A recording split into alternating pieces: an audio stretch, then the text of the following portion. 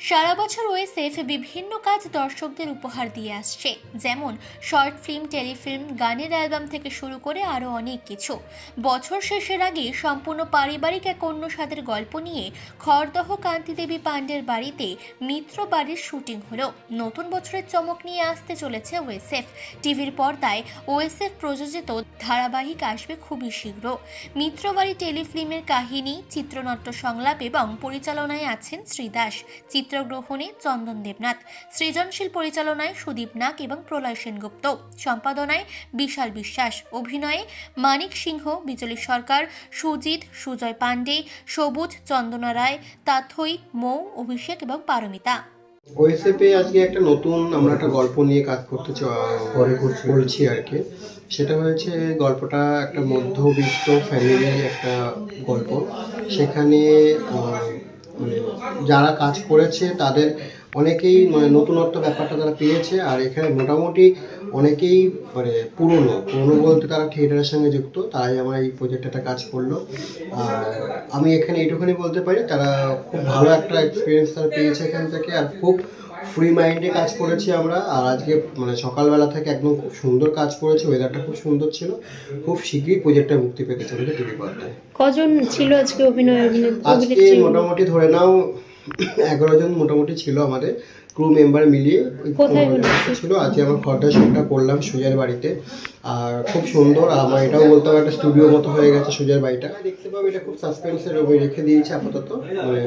আপাতত এখন বলতে পারছি না আমি, কিন্তু টিভি চ্যানেলের পর্দায় আসছে। বাট ভালো কোনো কিছু একটা জায়গাতে আমরা মুক্তি দিতে চলে যাচ্ছি আমরা। যে কোনো মানুষ বা কোনো তার ছেলে মিত্রবাড়ির যে ছেলে আছে, তার ইচ্ছা বহুদিন ধরে অনেক কালচারাল ব্যাপারে থাকার, তার ইয়েটা করতে পারছে না। কিন্তু আমরা চাইছি এখানে সেই জায়গাতে শেষ মুহূর্তে এসে যে ঠাকুমা আছে, বাড়ির যে গিন্নি, তার প্রচেষ্টায়, তার ইচ্ছায় সেই নাতি তার ইচ্ছা সেটা দেখাতে পারছে মানুষের কাছে।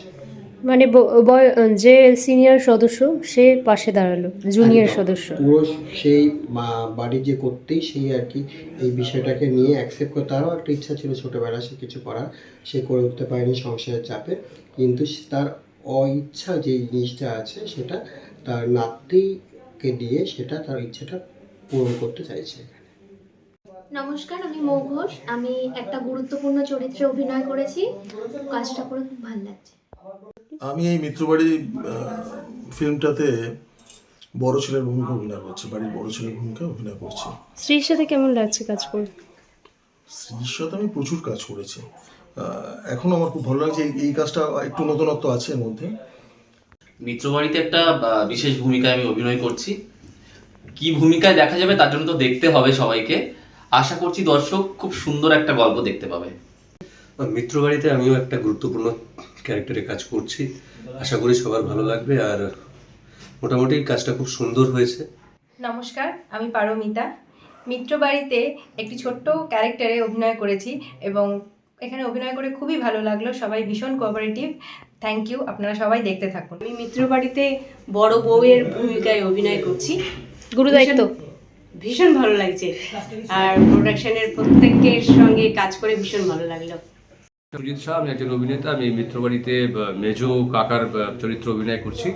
তো এই রিলেশনে কাজ করে আমার খুবই ভালো লাগলো। সবাই খুব কোঅপারেটিভ এবং কাজটা খুব ফ্রেন্ডলি অ্যাটমসফিয়ারে হয়েছে। আপনারা সবাই দেখবেন মিত্রবাড়ি। কেমন? নমস্কার, আমি তাথই মুখার্জি। আমি আজকে মিত্রবাড়ি টেলিফিল্মে একটা ছোট্ট চরিত্রে অভিনয় করেছি। এখানে আমার অভিনয় করে খুব ভালো লেগেছে। সবাই খুব কোঅপারেটিভ। এই মিত্রবাড়ি প্রজেক্টে আমাকে গিন্নির ভূমিকায় দেখা যাচ্ছে, কারণ আমি সর্বময় কর্ত্রী এখানকার। আমার 3 ছেলে। তো এই প্রজেক্টে কাজ করে আমার খুব ভালো লাগছে। আমি এর আগেও এদের সঙ্গে কাজ করেছি এবং ভবিষ্যতে আরও করব। আপনারা সবাই দেখবেন। ছোট্ট একটা টেলিফিল্ম। শম্পা ঘোষের রিপোর্ট, চেতনা বার্তা। জেগে থাকে, জাগিয়ে রাখে।